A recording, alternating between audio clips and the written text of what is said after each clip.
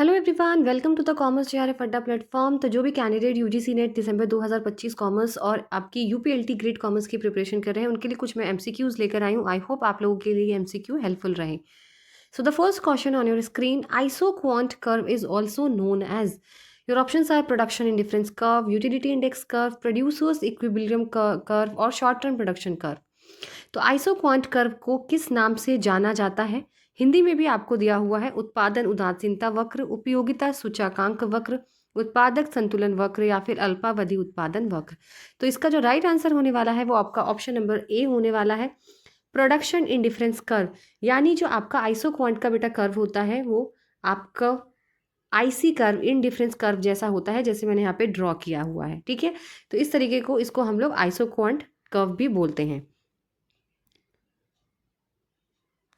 चलिए, the next question on your screen, perfectly inelastic demand is equal to when ED is equal to 1, ED is smaller than 1, ED is equal to 0 या फिर elasticity of demand is smaller than 1।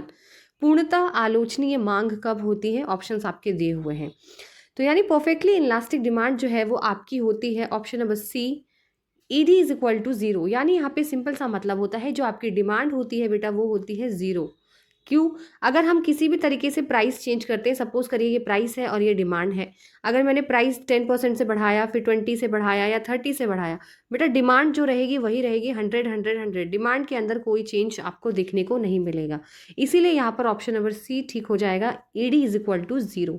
Perfectly inelastic में demand में कोई change नहीं आता। आप price में कितना भी चेंज करिए पर डिमांड जो रहेगी वो कांस्टेंट रहेगी।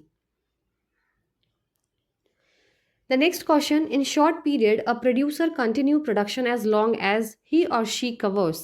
अल्पावधि में उत्पादक उत्पादन जारी रखता है यदि वह कवर कर ले।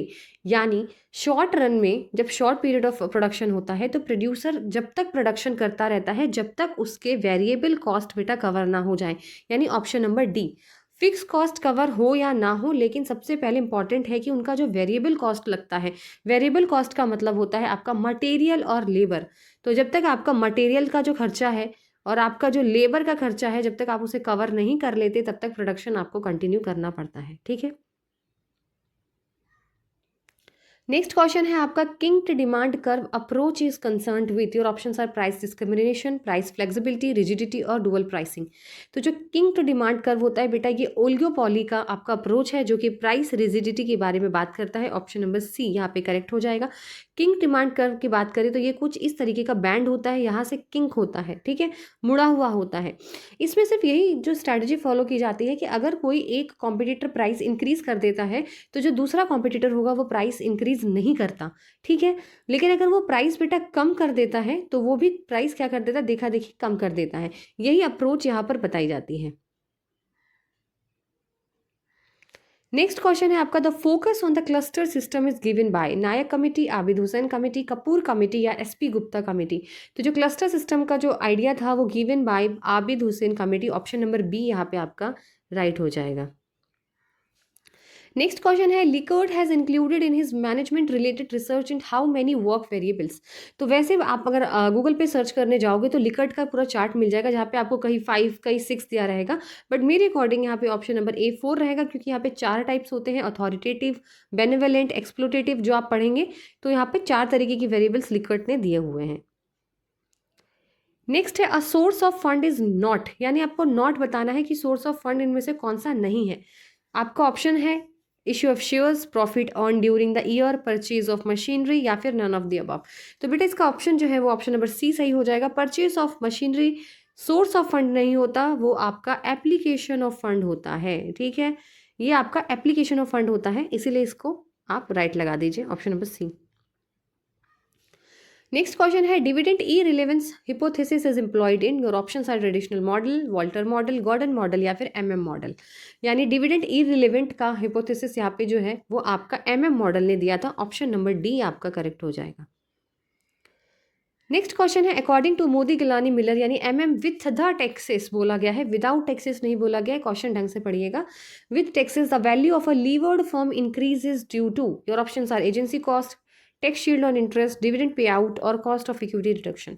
देखिए, जब मोदी गिलानी के दो यहाँ पर मेथड होते हैं, एक होता है विदाउट टैक्स, बिना टैक्स के, एक होता है टैक्स के साथ। तो अगर हम टैक्स के साथ बात करते हैं तो जो लीवर्ड फॉर्म होती है उनकी वैल्यू बढ़ जाती है। क्यों बढ़ती है? क्योंकि टैक्स शील्ड और इंटरेस्ट की वजह से बढ़ती है मैम। ये टैक्स शील्ड और इंटरेस्ट क्या होता है? देखो, टैक्स शील्ड और इंटरेस्ट में क्या होता है, यहाँ पर कंपनी जो है बेटा वो टैक्स देने से पहले क्या करती है, इंटरेस्ट जो डेट पर होता है उसको डिडक्ट करती है, यानी जो इंटरेस्ट है उसको माइनस किया जाता है। ठीक है, क्या किया जाता है? सब्ट्रैक्ट किया जाता है इंटरेस्ट को, जिसकी वजह से कंपनी जो है वो टैक्स बचा लेती है। क्या करती है? कंपनी टैक्स बचा लेती है, इसीलिए यहाँ पर बोला गया टैक्स शील्ड और इंटरेस्ट।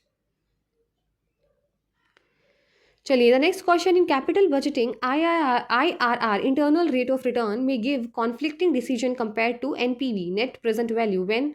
देखो, दोनों है वो कॉन्फ्लिक्ट तो होगा ही होगा। अगर कैश फ्लोज के साइज बेटा अगर चेंजेस हैं तो आपके बीच में कॉन्फ्लिक्ट हो सकता है। अगर कोई कैश फ्लो आपको जल्दी मिल रहा है, इनफ्लो, और कोई थोड़ा टाइम लगा रहा है, तो भी वहाँ पे आपको कहीं ना कहीं कॉन्फ्लिक्ट मिलता है। लेकिन यहाँ पे जो ऑप्शंस दिए हुए हैं उसके according projects are mutually exclusive.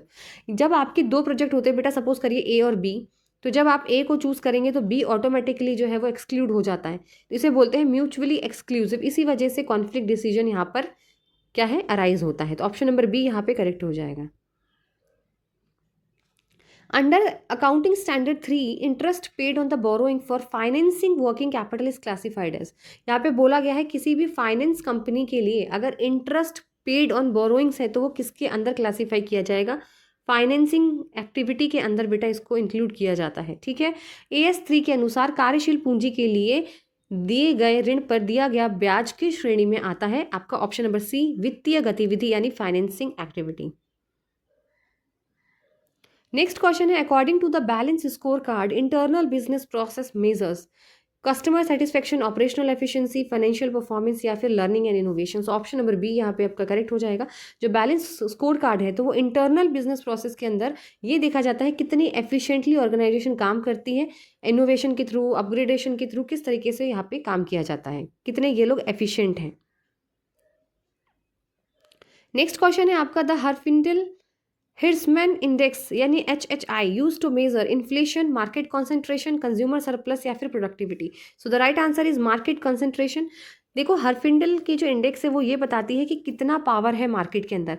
अगर मैं बात करूँ हाई है, अगर आपका इंडेक्स हाई है बेटा तो इसका मतलब मार्केट में क्या है? मोनोपॉली है मैम, मोनोपॉली।